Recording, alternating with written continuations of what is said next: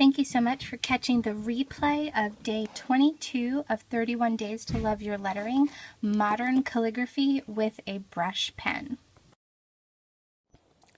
Good afternoon. Sorry, I'm so running late and behind schedule, but hello, Wendy in Maryland. That's pretty awesome because I'm in Maryland also. Hi, Lori. Hi, Elisa. So Elisa caught me last night on Instagram because I was doing some new henna, and she was kind enough to point out that I had packing to do. So, oh, goodness gracious. So thank you so much for your patience. I know we're like an hour and a half later than the normal time, and that's kind of what I wanted to chat with you guys about while we were on today before we got started with modern calligraphy. Yeah, I totally got called out, but it's all good. This is where you left off for the October challenge, and it's hard. Okay, modern calligraphy, sorry, I'm getting all adjusted in my seat.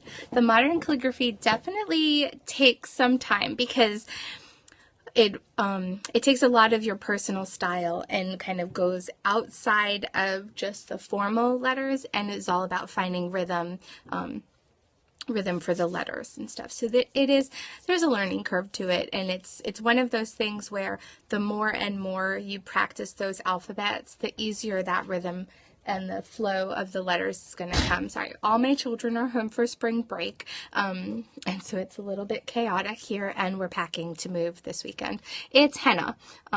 It's henna paste, and the paste was on last night, and there's my reminder for the week as I'm packing to just breathe. There's a flower on that one. That one is inspired by Kiran Sahib. And then this is Ezreal. If you follow any henna artists on, I just absolutely love henna art, and it's a fun way for me to explore a different medium. And once you start having hennaed hands, it's kind of hard to not, because I get so used to seeing it that I really just enjoy it as an art form and as a means to communicate to other people too. And it's not permanent, so which is perfect for kind of a out of the box creative who likes to change things up a lot. Yeah, I would definitely do it. I did do it last night. Before going to bed, I applied the paste, let it dry and sit overnight, and then this morning I scraped off the paste and treated it with oil. I know I'm not packing. Getting for a family of 10 for a week, that takes a lot of coordination. I completely understand that. The white paste is actually body paint. There's no such thing as white henna or black henna. Those are alternative materials. Black henna is usually not safe. It's usually filled with chemicals. Natural henna gives that kind of, when it's a fresh stain, it's kind of a pumpkin-y orange, and now probably by tomorrow night this will be more of a red-brown. It gets very dark on the palms.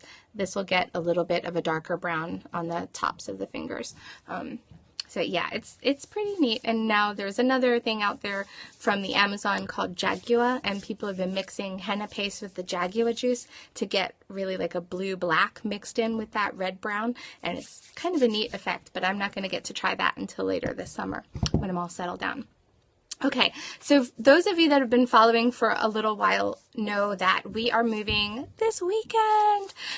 Saturday's the big day. Moving truck will be here, and so lots and lots of craziness. Unfortunately, in the new house, we will not have internet until the following week. So that's what I kind of wanted to ask you guys, because we have about 4 more demonstration days. The last 3 days of the 31 days are informative posts. They're not really demonstrations. They're just information. Day 29 is helpful books. It is unforgettable. Day 30 is some of my favorite supplies in addition to what we use this month.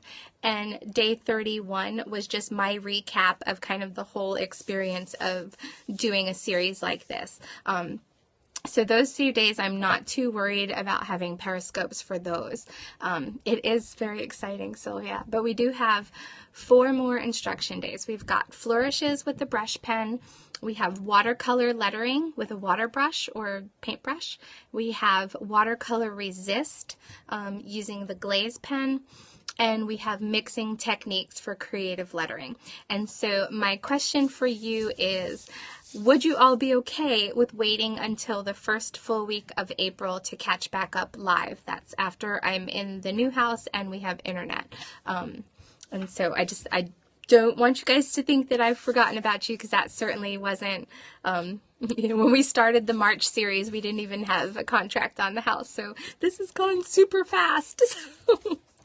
It's like just nonstop craziness. So excellent. So then you can always watch. Yes, the October replays are embedded into the blog post. You got your Tombos. Awesome. Have you tried them yet? So probably April 4th is the first Monday of April, and we will be in the new home, and we may even have internet at that point. So, and I'll probably be checking in on Periscope in and out in the next week or so as we set up in the new home, especially as I set up my new studio. I appreciate that. I really do. And of course, my family is number one. So I have to do what is best by them, but I want you guys to have some input into continuing with the series, because it was certainly not my intention to leave you guys hanging on the very last week. So hopefully it'll go smoothly. I'm hoping that we've been numbering the boxes so that we would be able to unpack them fairly easily. I've got a notebook going that lists each room of the new house, so boxes can be assigned there. And hopefully over there we'll be in the house starting on Saturday, and then we close on the sale of this house next Thursday. So we've got a little bit of transition time there. So I do appreciate the grace to catch back up with you guys first week of April. And I'll keep you posted on Instagram. I will definitely be posting things on there. But if everyone has time today, I may go ahead and run through modern calligraphy and flourishes together, because they kind of go together. So if you have to scoot out, my apologies for cramming 2 things in at once. But if you have the time to stick around, when I start the demo, I'll do it less chatty and more demonstration so that you can get to both things. That way you do have the full week of the brush lettering. So you can practice and catch up over the week that will be kind of apart. And hopefully that makes sense. So for those of you that are tuning in for the first time and are wondering what in the world I'm talking about, I'll clue you in. My name is Lisa. I blog at CreativLEI.com, looking at life creatively, and we are on day 22 of 31 Days to Love Your Lettering. It's a series that I wrote on the blog in but he didn't either. We're still neck and neck. It's a series that I wrote in October of 2015 for an introduction into improving your handwriting and getting started with creative lettering. And it's been awesome because I've met so many awesome people through it. I've done the demonstrations here on Periscope, and all the information about each letter style is up on the blog. And so this week we've been talking all about brush pens, and we started by using a pencil to learn about varying the pressure, going release pressure on the upstroke and apply pressure on the downstroke. And then we've kind of gone each day, added a little bit more to that routine. We've used the brush pen for basic strokes, the brush pen for print and cursive, and now today we're going to talk about modern calligraphy. I'm going to go ahead and flip the camera around so you guys can see what I'm talking about. Okay, so modern calligraphy looks a lot like cursive. Here, I'll flip back to like this. So this was yesterday's cursive, where everything pretty much was kind of riding on the baseline and hitting the waistline. When you talk about modern calligraphy, there's just a little bit more play in it. You've got a lot of letters that will dip below the baseline or float above it. And you're kind of just adding more flavor. And so there are probably no 2 modern calligraphy alphabets that look exactly alike, because a lot of times modern calligraphy is taking into account a lot of artistic interpretation or just personal style. So if you would like to find out more information about this entire series, you can find it at creatively.com/loveyourlettering. You can find me all over social media, Facebook. I'm CreativLEI, Twitter, Instagram, Periscope, at CreativLEI. Pinterest, I'm Creatively Made. I do have a lettering and penmanship board, a quotes and quips board, and a pen board for some more fun, as well as different planner boards and bullet journaling, lots of things that I like to collect information for. Many replays can be found at catch.me/creatively.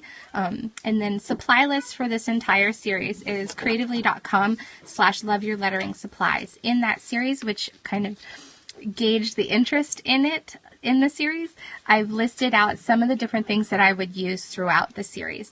And by no means do you have to purchase everything that's on that list. You can start this whole series with just a pencil and some graph paper. And the pens that I'm using this week are the Tombow Fudenosuke brushes, both soft and hard tips. She's ready. Okay, so let's get started. So I've got, that's my worn down one. I'm going to switch to the new one because you'll be able to see the thicks and thins a little bit better. So modern calligraphy is kind of that scripty font, or not font, it's a scripty alphabet, but it's made up of the different pieces or the letter forms. It's not necessarily writing in cursive. It has the cursive look. And where it differs from the cursive is that it's going to go a little bit outside the normal rules. So if this, yes, I don't know, it's upstairs. If that's my baseline and this is my waistline, and here would be my my cap height, or cap height, cap line. So where with regular cursive or just using the brush pen with our cursive, we're going to kind of follow the same rules where our minuscule letters are going to go up to the waistline and kind of stop at the baseline, and our ascenders will go up a little past the cap line, descenders will come below the baseline. When we talk about modern, we're going to add just more flair. So I may come in a little narrower on the bowl, and on the exit strokes I might dip below the baseline. So the B can be done a couple different ways. We can go that way, or we can come this way. Okay, so you're going to see a lot of similarities between the cursive and the modern. And really, like I said, modern is just about adding your flair and flavor to the letters. So a lot of times I will drop the stem a bit, or I will curl in on the bowl. Mom, I found it. You found it. Okay. Sorry. As I said, all children are home on spring break. It's not charged. There you go. Sorry.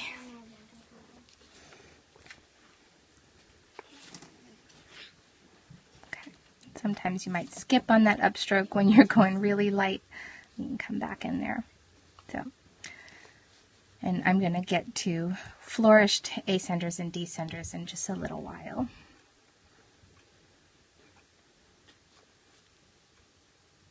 You have a hard time with the brush letters.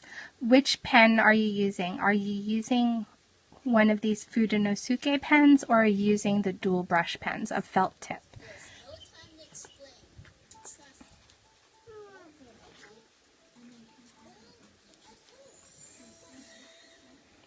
The felt tip brushes for lefties are a bit harder.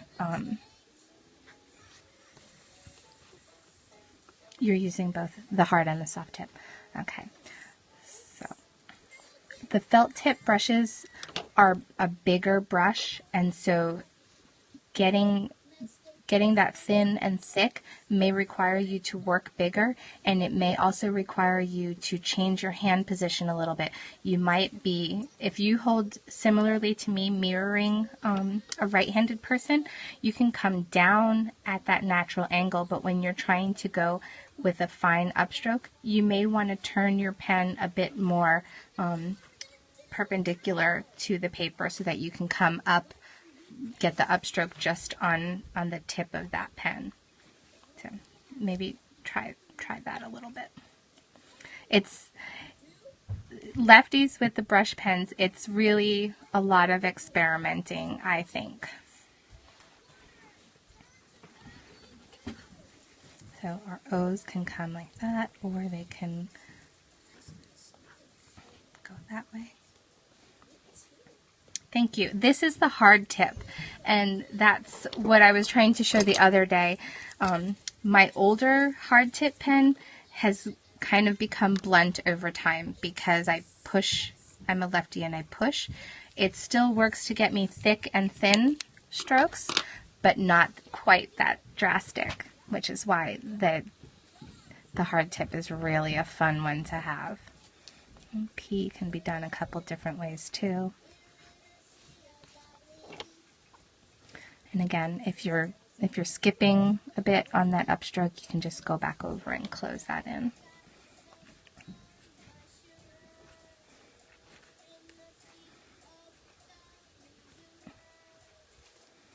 Okay.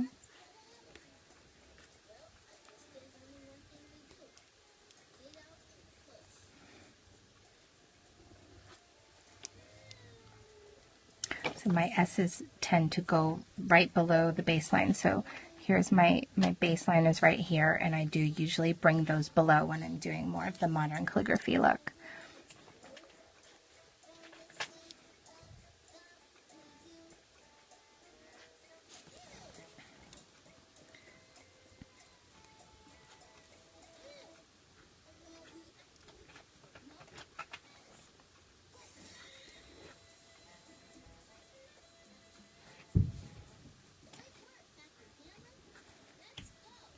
And a lot of times how I stagger them will depend completely on the word, because and what letters it's next to.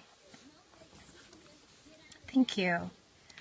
With that being the first initial of our last name, I do get to play with the W a lot. Okay. Let's do... Okay. So, and the capital letters are going to be very similar to how we had them yesterday with cursive. The only difference would be I might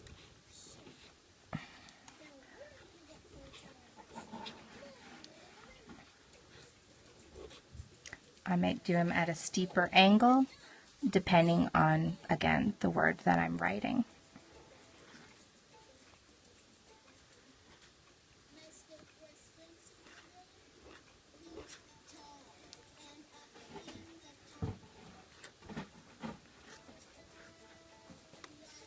So, again, sometimes when I'm going on that light upstroke, my pen might skip a little bit because my hand comes off the paper.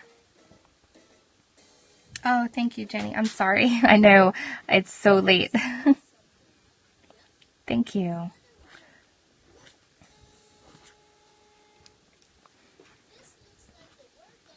So you can do the H as two different strokes, or you can make that kind of continuous.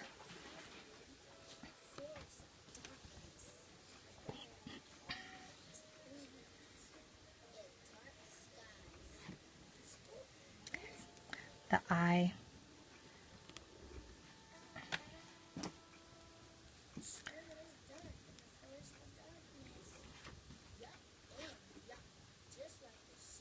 J. So some of them I'm putting variations right next to them.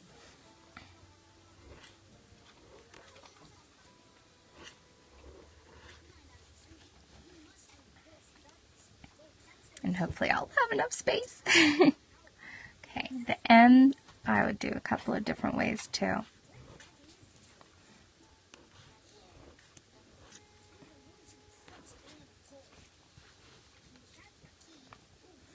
And kind of the same thing for the N. I could either go this way, that way. So you can see these letters, and I like to just say they like to dance more than your traditional alphabet does.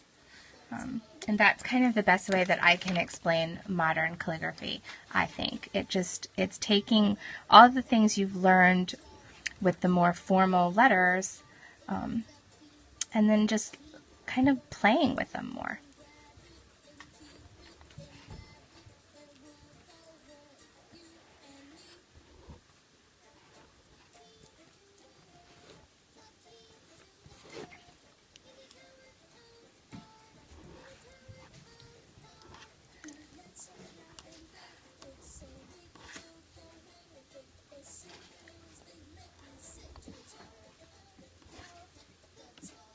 Okay.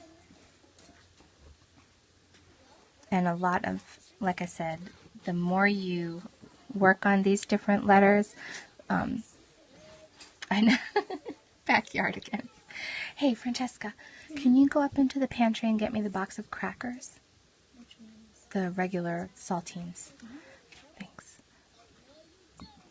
So I know that seems like a weird request, but I know that yesterday someone was asking me where I get inspiration for my styles and stuff. So I'm going to have to flip the page. If anybody wanted a screenshot of this, I'll have to finish the rest of the alphabet on the other side. I'm running out of room since I put the variations in there with them. Okay. And hopefully next month I will have my ebook of guide sheets written once we're settled, because I wanted to show that in a little bit. Okay, so let's see. So certainly the guide sheets are not required to do this series, but I know that lots of people have asked for them, and so I'm hoping to finish writing that book up to have it available for I'm hoping to keep it very inexpensive. So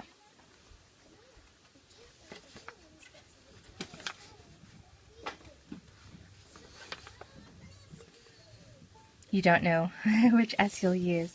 Yeah, it's like I said, a lot of the letters and how I choose to use them depends on what it is that I'm writing. Sorry.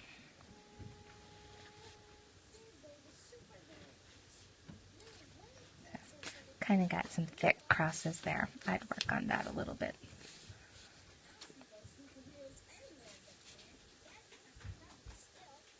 Let's do another X. Yeah, you'll have to play, Sylvia, and I want to see what you come up with. And then the Z. Okay, so there's an alphabet, and let's write some words. Okay.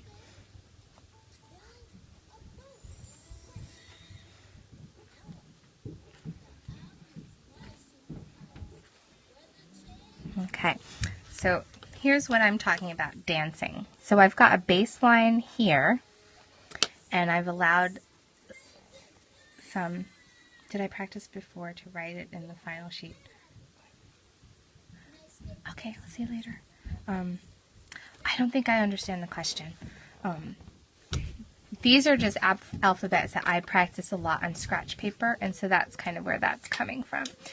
So when I talk about modern and what the main difference between your regular cursive and modern calligraphy is that you're not necessarily going to fall all the time on the baseline. You're going to allow the letters to kind of play their own game.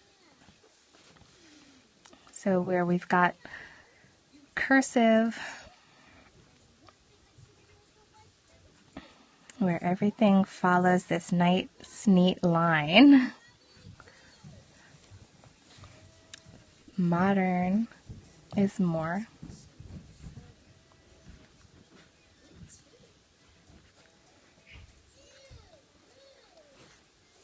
play. Okay, so, and it's really, at first it'll feel kind of awkward to kind of play with the letters like that, especially if you're used to always following on lines. If that bothers you to be kind of skipping around a bit and not going right along that baseline, go ahead and practice on a piece of blank printer paper. That way you're not looking at lines, and just allow the words to just kind of flow.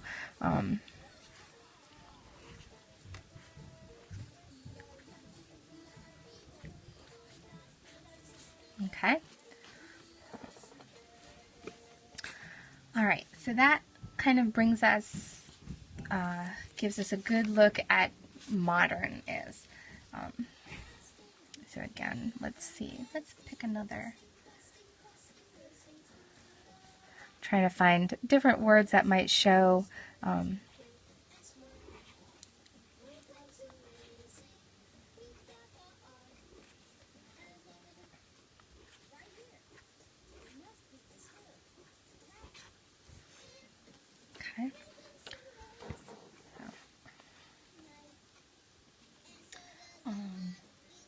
Let's see, what else?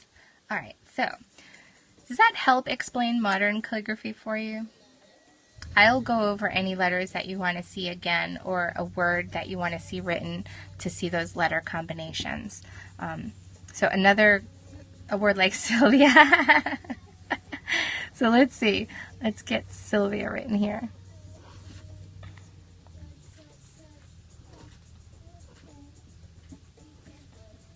Blossom. Oh, that's a good one. Okay.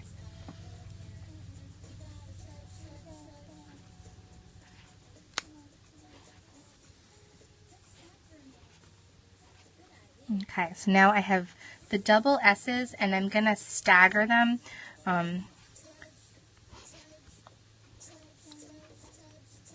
so that we're not stuck on a single line.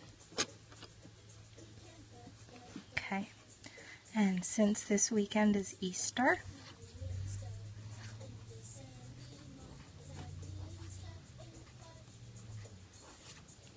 okay, all right. Yeah, the second S is bigger. I find that when I'm looking for just kind of more flow of modern calligraphy, I will tend to drop the bottom of that letter a little bit rather than trying to stay on the same baseline as I would with a more cursive alphabet. Yeah, I can definitely write Happy Easter. I'm going to switch to the soft brush.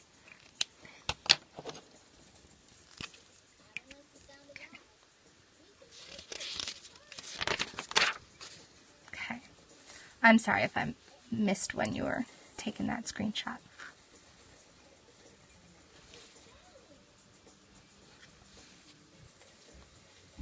I was going to switch just because I would be able to write a little bit bigger with the soft brush.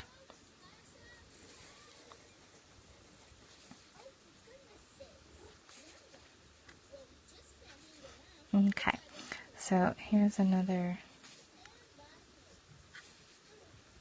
Okay, I know it looks like I'm not done, because I'm not, because I'm going to write Easter first and then come back and do these descenders.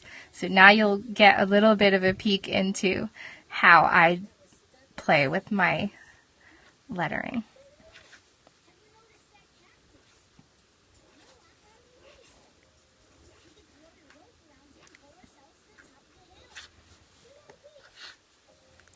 Okay, so now I'm going to take, and now this is getting into flourishes, which was, if everybody wants to stick around for just a few more minutes, then we'll talk flourishes. That way tomorrow, if I am out of pocket for most of the day, because we do have our final walkthrough tomorrow.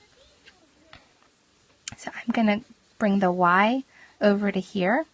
Now I can come back with the fine point of that brush and connect that P, and bring this one, I'm going to come taper down and cross that way.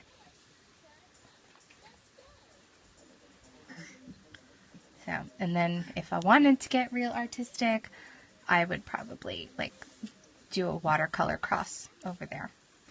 So that's like skipping ahead to like next week. So thank you. So yeah, when you have those 3 descenders, I would not finish them all at the same time. And I would do this if I was making a card or a printable. I would probably do this 20 more times before I got it exactly the way I wanted to. My lettering always takes a few passes before I get something that I'm truly happy with. Like, I probably would change these P's up a little bit. So let's do a couple other versions of the happy. Once I do it to make it a printable for my site, I scan it in and then I bring it onto the computer, and I will check the contrast and the balance so that that it looks truly black and white, and clean it up so that it's easily printable for you all.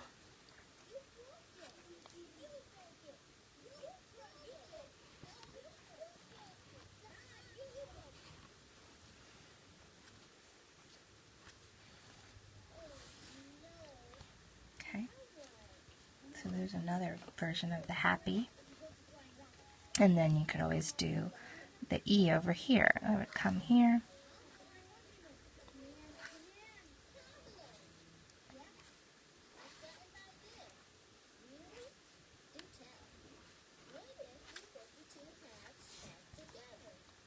I don't have a Wacom. I would love a Wacom. It's on my wish list, but I do not have one yet.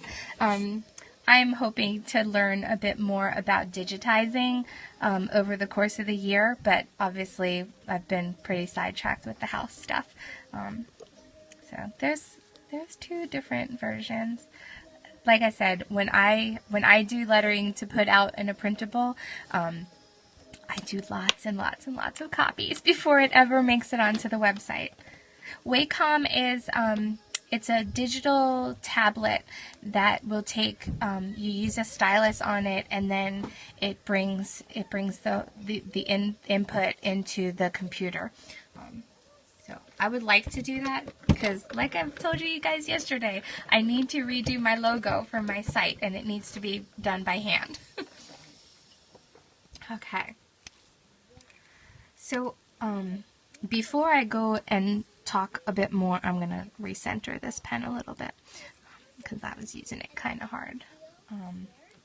Okay, so I am going to chat a little bit about the flourishes in case I don't get on tomorrow. But someone was asking me yesterday where I find my inspiration for the lettering. And I was telling you that I look all over the place, like anywhere I have printed material. And so I wanted to show you this. We had split pea soup last night, and we had saltines. And when I looked at the logo here for it, this is actually brush lettering, and probably you might recognize the font, the style of the letters from when we were doing our print with the brush pen. So we've got the S here, we've got a little bit of an entry stroke there, and we came around. This is a downstroke, and then it gets thin and comes to another downstroke and then curled up. And there's our A, the V, the O. Here's a different R than the one I do. It's more of a print R. We've got the I, the T, and the Z. But I thought that was a good example of, you really can look at lettering on anything and apply some of what you see for the styling to the lettering that you're practicing. So, and I know like Michael's ads, and Joanne's ads, I've always seen kind of creative fonts in there that lend themselves very well to styling for hand lettering. Okay. So that's kind of our peek at modern calligraphy, and the main idea of course, we're still keeping our, no, I just wanted to show you a sample. I'm drinking my green tea. The main idea with the modern calligraphy, you're still keeping in mind your releasing pressure on the upstroke and applying pressure on the downstroke. Except now when you're forming your letters, you're not so concerned with everything hitting the baseline. You just allow the letters to dance. And so each one is drawn individually. The exit stroke may connect to the next letter, but as you saw while I was writing it, I did the A, and then I added the S, and then the T. So it really is just step by step each letter. You're not writing out the whole word. You're doing the strokes that make up each letter, and just, the tails are connecting. But for someone who's just looking at the finished product, it just looks like script or cursive. So that's kind of like the trick behind modern. Okay, so if you all have about 10 more minutes, let's go ahead and talk about flourishes, since that would be tomorrow's. Oh, thank you. Okay, so we did flourishes with the calligraphy pen in last week, and now we'll talk about it with the brush pen. Is it weird to use a normal pen? No, actually, I find that I will sometimes still keep, apply the pressure, release the pressure, even with my ballpoint pen. And sometimes you can actually see the difference too. So that's kind of the neat thing. Okay, so when we talked about flourishes last week with the calligraphy pen, how we use flourishes is to make up for spacing errors or miscalculations, and also just to add interest. So we're going to do flourishes pretty much on the same type of letters that we would if we were working with a calligraphy pen. So one that's always easy is the word the. So we've got the T, and you'll see I don't really finish the letters because I'm kind of keeping that space open to go back and flourish.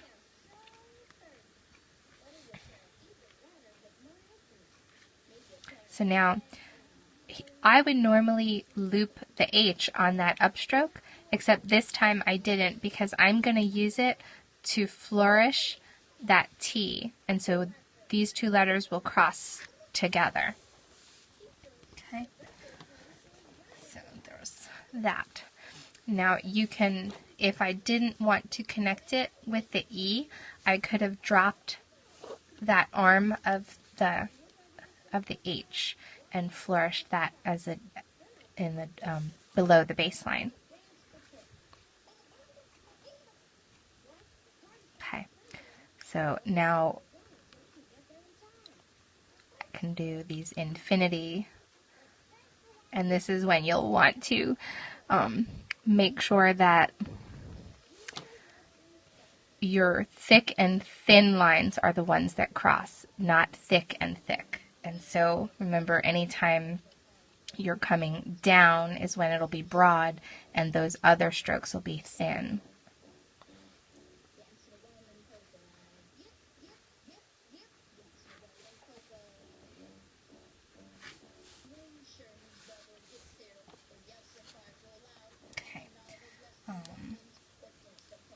Now a fun descender on a fun flourish on most of the descenders. So we've got our J, G, Y, and if you were doing a cursive Z. So now instead of doing just those little curves on those, we can use a fun flourish. So let's go.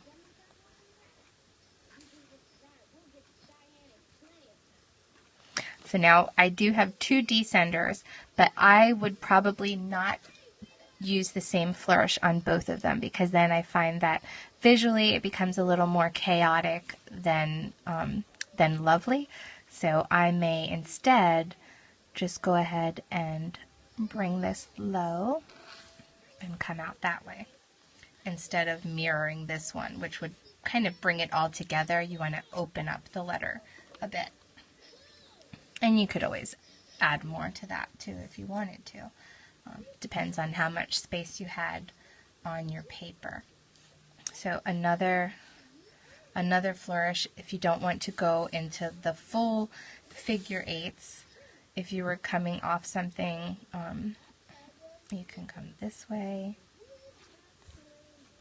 Okay, so that would, it could be its own, like if you just had space between letters, you could do little flourishes in there. And a lot of these different swirls and curly cues and stuff, it just takes a lot of practice. And the best way to practice would be with your pencil. So I'm grabbing the drawing pencil. So I'm going to actually write out flourish. And I'm going to do that in pencil. So I'm going to downstroke. And I'm going real big there. I'm kind of exaggerating all my loops and things. And that's what flourishes are all about. It's just kind of an excess of your different design elements. So I will come and bring the L actually up here.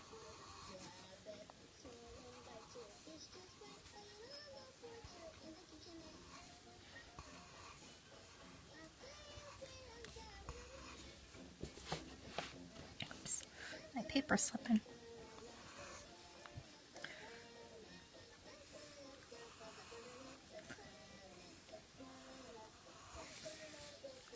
Okay, so now this S, I'm going to do,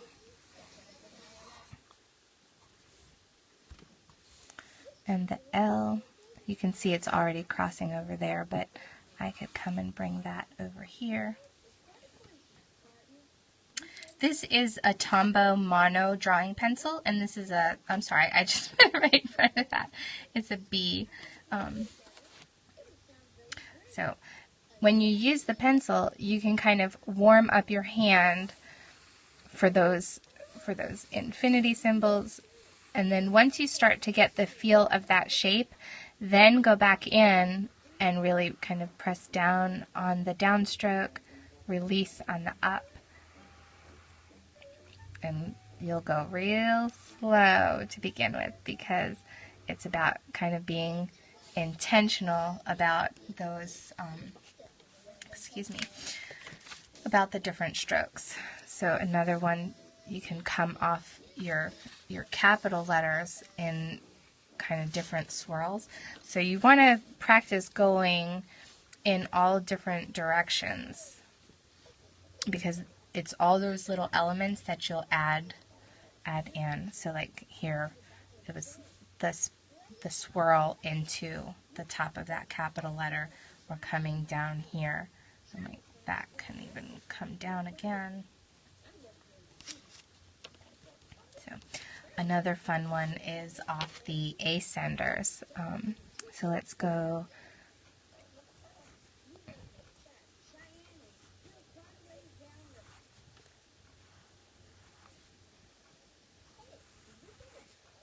Okay, so I've got the word and there, and now this one can come up and go around.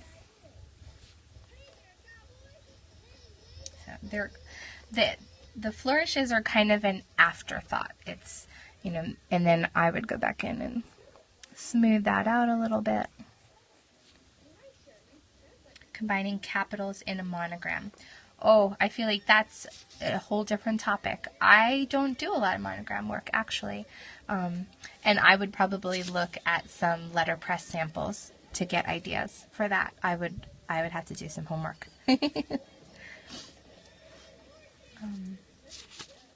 Here, let's see. Let's turn to another page. Okay, so mine is a W.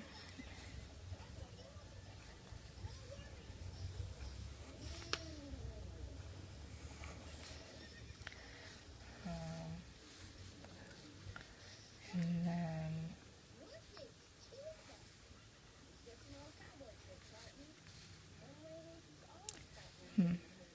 You do embroidery monograms. Ah, so then you can teach us that, because I am not very practiced with monograms. So, because I feel like we would want to somehow let these letters hug each other, but that's not centered. So yeah, that's why the drawing pencils are really kind of neat, because it'll give you the opportunity to play with your layout and things like that. So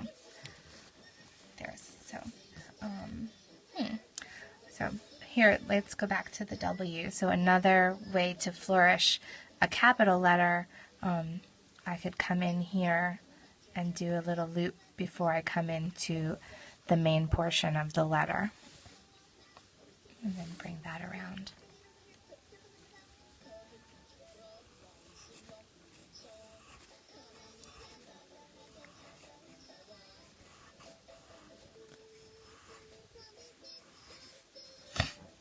Excuse me, sorry.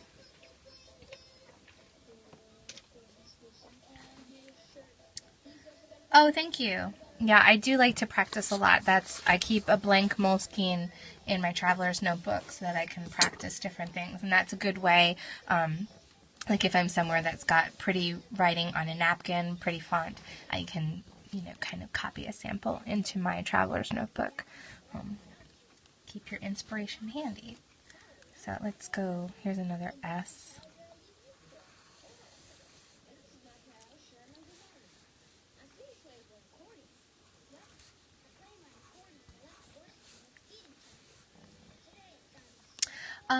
No, actually, the one that I keep, okay, so here, we're getting a little squirrely, but that's okay, because it'll make up for us kind of being apart next week. So here is I keep a blank Moleskine. So it's just that cream colored blank paper. And I add washi after I've done the lettering, just because it's pretty. It's the one place that I really use it. So these are actually Crayolas, I think. So. Sure. But yeah, so this is a blank one. I've not gotten too far because we've definitely been more consumed with moving. So my planner one is a grid. I use a square grid for the planner. I keep a lined one for list writing and a blank one for letters. I love Moleskines. I know the paper is a little bit thinner than most people like, but I don't find it to be a problem. On my planner, I go in pencil first, and then I'll go over it with pen, or I'll leave it in pencil. I don't always go over it with pen. I like my pens and pencils.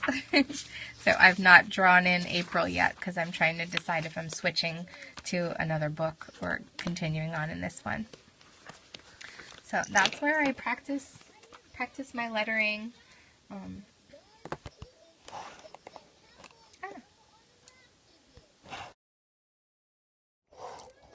So, sorry, it's not cooperating with me. So that's a bit on flourishes, and we'll talk about that more when we go into with the watercolor, water brush and watercolors and things like that. A lot of the flourishes just kind of build up over time. The more comfortable you get with the letter forms, the more easily you're going to feel about adding the flourishes on the front or the back end, or the ascenders or descenders. And I promise you, every one of you can do the squiggly on the descenders. That's probably one of the easier ones, and it comes more naturally, especially if you're used to bringing the descender up to the next letter. You're so welcome. So I know it's definitely a little chaotic today because I did try to cram those two lessons in together. You all do make me proud. It's not even maybe. It is. Like, especially like when I go through Instagram, if you're using Love Your Lettering, the hashtag, or if you're tagging me in your work, I do look at it. I don't always get a chance to comment, but I love it, and I show my husband too. I'm like, look, this is one of the people that was in following on my lettering, and he grins too, because it's huge for the both of us to see that, to realize that it actually helps someone else but me. So hi Gwenny. Spain, wow. Thank you. I enjoy sharing. It really is a blessing to me to be able to share this, because it's taken many years to try to get it. Tag on Instagram, but you're private. Can you see it? I don't know. Maybe, because I feel like sometimes I see things that I'm tagged in that I don't necessarily see in my feed. Thank you so much. I really appreciate that. This has been, God has allowed this little series idea to be something that really blessed me far beyond I thought it would. It really helped me kind of feel what more purpose for being online and on social media could be, because it's introduced me to a great network of people. You all have no idea how much you've blessed our family. If I see the letter G in Instagram, Simba letter G. I'm writing that down. Thank you. I know there's quite a number of you that I so wish we could get together for coffee, and I think it would be a lot of fun. So I don't know. Maybe in the coming year, as my little one gets a little bit bigger, I'll get to travel to more of the different conferences and things like that. Not G. Okay. Well, we're out in Maryland. If you're ever near Baltimore, I don't mind meeting. My friend's son who's in the hospital. That's actually, thank you for asking. Zachary is doing okay. He is home right now. And unfortunately, it's not my story to share. It's my friend's. And I know that she has been fairly public about it, but hasn't given all the final details. His diagnosis is not great. There are chromosomal anomalies that they've found, and he probably will not live as long of a life as most children do. But there's a lot that's unknown. So they were given very grave news, but kind of the silver lining to that is he's already passed. He's lived past a lot of the milestones that previously documented cases were. So there's just a lot of unknown, and that's kind of it's the bittersweet blessing of being friends. They've walked through loss with us when we lost our daughter. And so for us, it's kind of, this is our chance to use what God taught us through that season. Because we're not even that far out of it. But it's helped us to understand a little bit more about finding the joy in a journey that's not necessarily good and happy. There's a lot of good things that come anyway, and a lot of blessings that you might not necessarily be expecting. But there are things that happen along the way that are those, I call them consolation blessings, because obviously it's happening in the midst of something that's very, not good. It's sad. It's tragic. It's against what our natural idea of lifetime is. But there are so many good things that come through the bitterness and brokenness that's kind of my perspective on things changed a lot. So that I think is kind of, but it's a challenge. And that's what I was telling her last week, is that even though I know all these things and I have this great hope for long term, it doesn't make always the day-to-day easy. And so that's where kind of my goal as a friend is to meet her in those days that are not the fun days. When there's more hospital admissions, or when other children get sick and things like that. Those things that we can't necessarily plan for, but we also can't avoid them.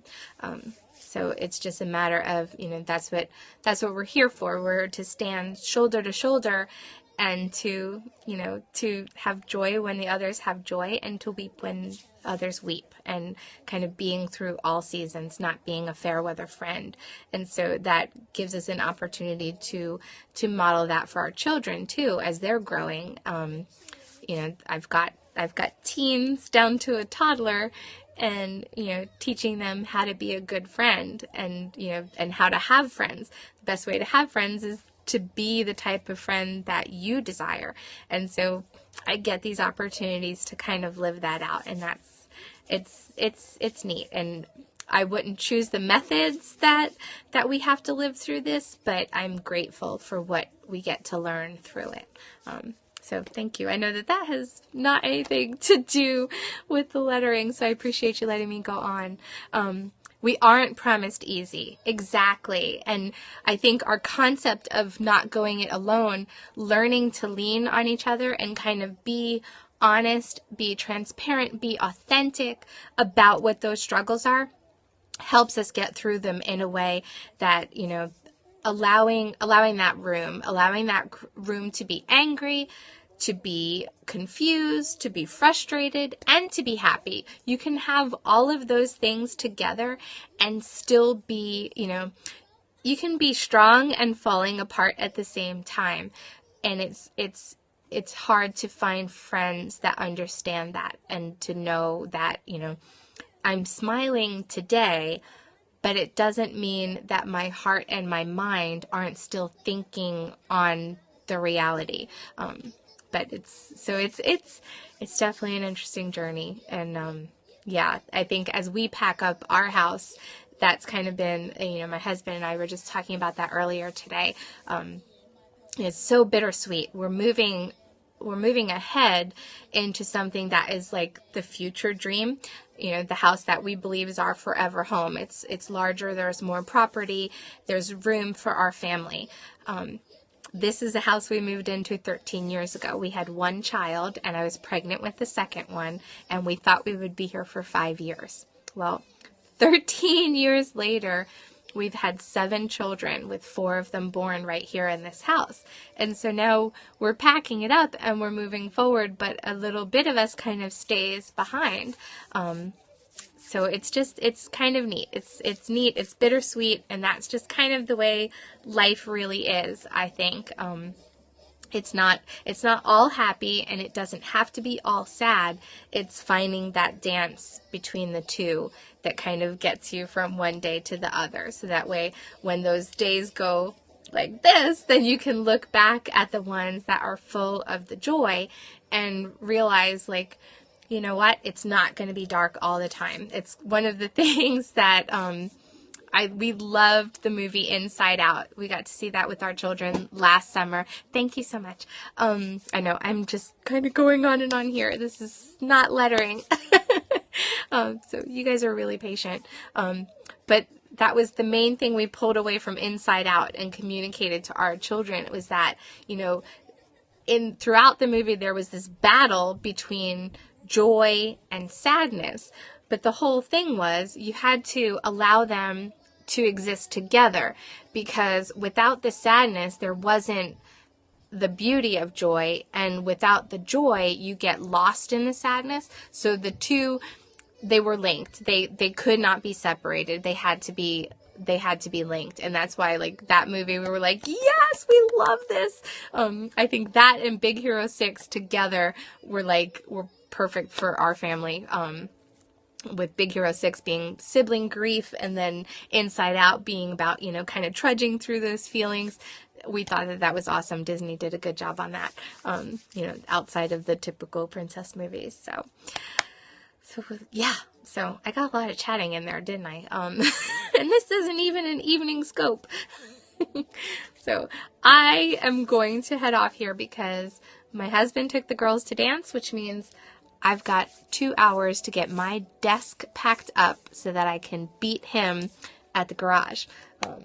And I think I can do it. I'm kind of determined, especially because the little one fell asleep watching Backyardigans. So that means I've actually got 2 hands to work, which is almost never the thing. So tomorrow I will not have a Periscope at 2:30. I have a feeling we're going to be in a final walkthrough. I will be on Instagram all week because I can't wait to show peeks as we move, because it's going to be really neat as we settle in and make it our home. And then I will catch back up. We will go into day 26 on April 4th. And if I have to change that, I will definitely let you guys know.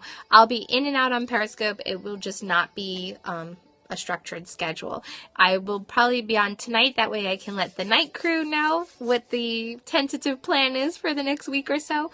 But thank you so much for chatting with me and your encouragement, because you guys have been awesome rock stars.